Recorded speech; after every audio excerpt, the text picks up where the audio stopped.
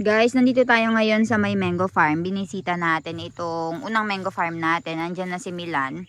Ayan. Oh, ho, ho. Ay, oo, nag-uumpisa na to, Milan. Oh, this starting already. So, ito naman yung third mango farm natin, guys. Ito yung sinasabi ko sa inyo na may gate. Ayan. Ha? Fourth? Ay, okay, fourth. Fourth Nuche. Alam niyo na to, guys, yung may banana, may papaya.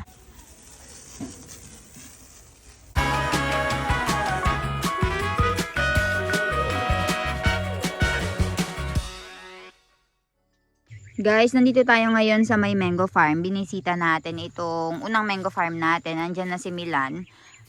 Dito tayo sa may pinakataas. Tingnan natin kung gaano nakarami yung flowers ng mga mangoes. So, ayan. Look, Milan! Look at this one! Some did good. Some have a lot of flowers, but others doesn't have. Look. This one, that one after that. So, ayan guys, o diba? Yan yung mango farm ni Milan, guys. Actually, we have tatlo na, Milan. They have 4 mango farms. This one is the first one na may, ayan, pwedeng tumambay dito. Especially on winter. You can go and cook food here. And meron tayong kamatsili, oh. Kamatsili to, guys. So, naisipan namin pumunta ni Milan dito sa may farm, guys. Gawa ng, marami nang pumupuntang mga merchant. So, nakikita na nila kung gaano karami yung mga flowers dito sa may farm. So, nakikipag, na sila sa amin, bidding na sila. So, dun sa unang bid, 1.5 million yata yung bidding nila sa lahat ng Farmengo Farms. Dahan-dahan baka sugat tayo. So, ayun. Pero, hinintay pa natin yung ibang mga merchant kung mas mataas yung bid nila dun sa nauna. And then, magde-decide tayo after some time. Ayan. Oh, ho, ho. Ay, oo, nag-uumpisa na to, Milan. Oh, this starting already. Oo. Ayan, nag-uumpisa na, guys. Nakikita nyo ba? So, look here, you can see.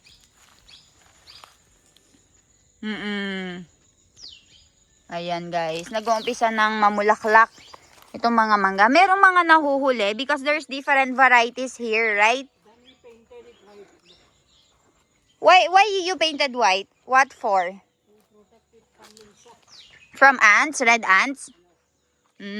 So, kinulayan din pala nito ng ganito, guys. O, puti. Para daw protektahan sa mga insekto. Ayan, may kalakihan na itong dito sa gilid, guys. Oh. Ay, oo nga. Right. Guys, nandito tayo ngayon sa may mango farm ni na Milan. So, yung asawa ko, guys, ay meron silang 4 na mango farm. And they have estimated around 1,200 to 1,500 na mga mango trees. So, nandito kami ngayon para i-check kung gaano na ba kalalaki yung mga mangga, gaano na kadaming mga bulaklak. And then, yung mga merchant kasi ay nagpupunta na sa bahay namin. Kaya, ay nag-uumpisa na silang mag-bidding. So, papakita ko sa inyo. Guys, so ayan kung napapansin nyo, ang dami ng, ang dami ng bulaklak or flower. Meron na ding mga maliliit, guys. Pinakita sa akin kanina ni Milan. Ayan, nakikita nyo ba? Nag-uumpisa na. Ayan. Nandito pa lang kami sa isang farm nila. Ayan. Nilinis nila ito. Para kapag mango season na, ay hindi na mahirapan yung tractor sa pagpunta. Kung napapansin nyo, guys, ay pinuntarahan nga din nila yung mga trunk ng mga mango trees. Kasi daw ay para hindi ma-insektuhan. Tama ba? Hindi kumapit yung mga insekto and hindi mapeste itong mga mango trees nila. So, ayan, kung napapansin nyo, puti lahat yung trunk. So, dito sa lugar namin, guys, kilala ang binan ko sa pagkakaroon ng pinakamalaking manggahan. Kaya, ang pangunahing pangkabuhayan ni na Milan bago pa man siya magdoktor ay pagpa-farm na talaga. Kasi, meron po silang iba't ibang mga pananim. Mangga, banana, papaya. Tapos, yung ibang mga merchant na nanghihiram ng lupa namin ay nakikipag percentage ba? So, kapag meron silang hiniram na lupa, nagta 30% kami or minsan 60%, 50% ganyan. Depende sa usapan. Tignan nyo naman po ang doktor slash farmer natin. Nililibot na niya itong mga mango farm niya para alam niya kung paano yung strategy niya when it comes to bidding because of the merchant. Ayan, galing pa lang siya sa hospital pero niyaya niya ako dito para daw tignan namin kung gaano na ba kadami yung mga bulaklak. Kaya dito sa lugar namin guys, hindi man mahirap hanapin yung mga pamilya ni Milan.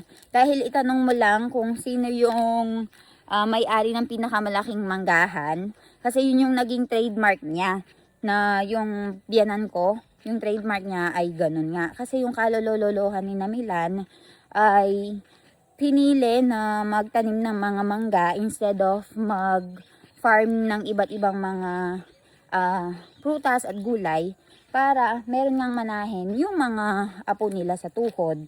Ayan, si Milan ay apo na sa tuhod. Kaya, ayun, siya ngayon yung nagmamana ng every year na kinikita nitong manggahan ni na Milan. So, papakita ko sa inyo yung ibang mga manggahan if hindi pa dumilim. So, kita-kits tayo. Ito naman yung ating pangalawang mango farm, guys. Yung pangalawang mango farm pala ni na Milan. So, ayan. Oo. Small pa lang eh, Milan. Little pa lang. It's enough, otherwise the tree will fall. Okay. This is enough flower already. Kasi maliit pa lang siya. How many years this mango tree, Milan? 5 years. So, naalala ko dati, nag-harvest kami ni na Milan dito nung first year ko pa lang. Kami lang yung... Ha? 20 kg per plant is enough in this one. Okay. So, kada isang plant daw, okay na daw yung 20 kg, sabi ni Milan. Because if it's too Ah? much, it will fall.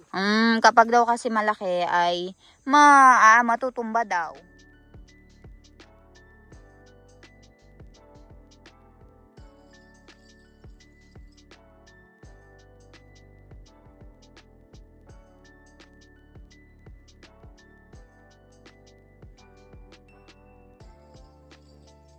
So, pagkatapos ng small farm na ito guys, meron siyang kadugtong na big farm naman. So, papakita ko sa inyo. So, dahil ito guys ay may kaliitan pa yung mga trunk. Tignan nyo naman to, kaliit-liit pero ang daming bunga. Mabilis lang kuhanin yung mangga. Ito naman kasunod ay yung malaking farm nila. Third mango farm naman. And if mayroon time tayo, punta tayo dun sa may pinakamalaking mango farm and pinaka-oldest. So, ito na yung pangatlo. This is the third one, ne? Yes. So, ito na yung third one natin. So, gaya nung sa kabila, kinolorin din nila yung mga trunk ng white. Ha? This one is biggest one. The biggest one? But the other one is the oldest one. No, this one is oldest one. And the other one, the one with the banana and papaya? Second. Second. This one is Last. smallest one. Smallest one. So, ayan guys. Ayan. So, kaya naman sa summer ay masarap pumunta dito sa bahay namin guys. Mango eating galore. Ayan. So, ito naman yung third mango farm natin, guys. Ito yung sinasabi ko sa inyo na may gate. Ayan. Not four. Ha? Fourth? Ay, okay, fourth. Fourth. Fourth Nuche. Alam nyo na to, guys. Yung may banana, may papaya. Tapos, in between, may banana na naman. So, alam nyo na itong farm na ito. And dun sa pinakadulo, may mango. Minalas tayo sa papaya natin ngayon guys dahil ay hindi pa rin natin nababawi yung cost natin. No, Milan? The papaya did not earn... Not much. We did not even cover the cost yet but there is still another set of harvest. So, mag-harvest pa. So, hopefully, kumita tayo kahit papaano. Pero yung banana yung ina-expect namin na talaga namang mag-grow and mas kikita tayo. So, ito naman yung isa pang banana. So, nag-ano tayo dito, diba guys? Nag-blessing tayo dito few months ago. So, ganito na yung situation ng banana natin. Ayan, diba? Malalaki na yung mga trunk. And ito na yung big mango farm.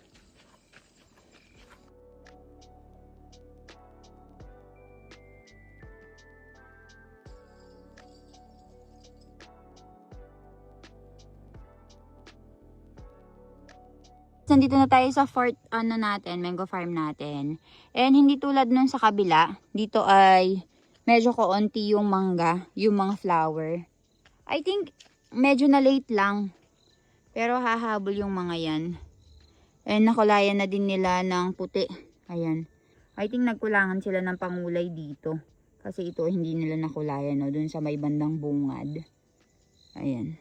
So medyo dumidilim na dito. After nito guys ay umuwi na kami. Tingnan nyo naman ang asawa ko. Galing sa duty. Pagkatapos sa duty ay iniikutan niya itong mga farms niya. Pagkatapos ay gumagawa siya ng strategy kung magkano ba yung ibibigay niya doon sa merchant. Kung kaya lang talaga ng power niya guys, for sure siya mismo yung mag-manage ng lahat ng ito. Kasi kapag kami yung mag-manage nito guys, ay mabibenta namin ng 2.5 to 3 million. Pero dahil nga kulang kami sa manpower and meron kaming ibang mga work, kaya ay ibibigay namin sa iba para kumita din sila. Ayan, pinapakita niya sa amin. Oh. Hey Milan, Ano? if you only have the manpower, if there's only Filipino who wants to work here and do this work, if you have contact, we will give the work to you because you don't have the manpower to do everything. Not possible. Not possible. The wage is very low in India. Very low wage in India. If you convert that in Philippines, you cannot It's sustain. nothing. You cannot sustain your life in Philippines. It's not Dubai. It's not Dubai. What I'm trying to say, Milan, is if we can only do the work by ourselves, we could have earned so much money. But very hard work. Extend ourselves Mm. everywhere. We cannot extend everywhere, guys. So we are choosing to give for rental and to the merchant. So they can earn also and we will be able to manage everything at the same time.